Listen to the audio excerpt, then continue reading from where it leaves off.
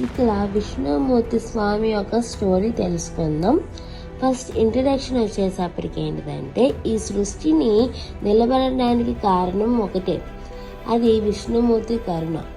ధర్మం క్షీణించినప్పుడు, భక్తులు బాధపడినప్పుడు విష్ణువు తప్పకుండా రక్షణకు వస్తాడు అనే నమ్మకం. సృష్టి ఆరంభం. సృష్టి మొదలు కాకముందు అంతటా నీరు, నిశ్శబ్దం, శూన్యత. ఆ అనంత సముద్రంలో ఆదిశేషుడిపై శయనిస్తూ విష్ణుమూర్తి యోగ నిద్రలో ఉన్నాడు. ఆయన నాభి నుండి పుట్టిన కమలంలో బ్రహ్మదేవుడు జన్మించాడు. బ్రహ్మ ఈ లోకాన్ని సృష్టించాడు. కానీ కాలక్రమంలో లోకంలో అధర్మం పెరిగింది.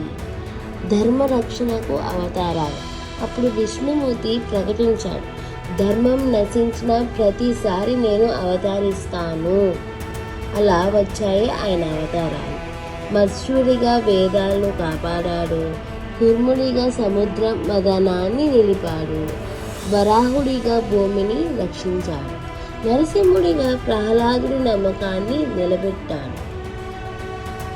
భక్తుడి పిలుపు, విష్ణు స్పందన.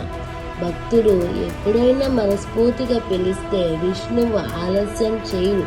గజేంద్రుడు మొసలి పట్టులో చిక్కుకున్నప్పుడు నారాయణ అని పిలిచాడు. క్షణాల్లో విష్ణుమూర్తి వచ్చి గజేంద్ర మోక్షం ఇచ్చాడు.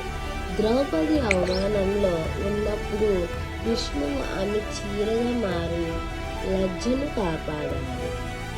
విష్ణువు తత్వం అంటే, విష్ణుమూర్తి అంటే కేవలం దేవుడు కాదు, ఆయనే ఓర్పు, కరుణ, ధర్మం, రక్షణ.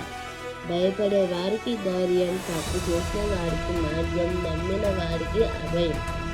ముగింపు. ఈ కలియుగంలో కూడా విష్ణువు నామస్మరణ చేస్తే మనసుకు శాంతి, జీవితానికి మార్గం దొరుకుతుంది. ఓం నమో నారాయణాయ. ఓం నమో నారాయణాయ.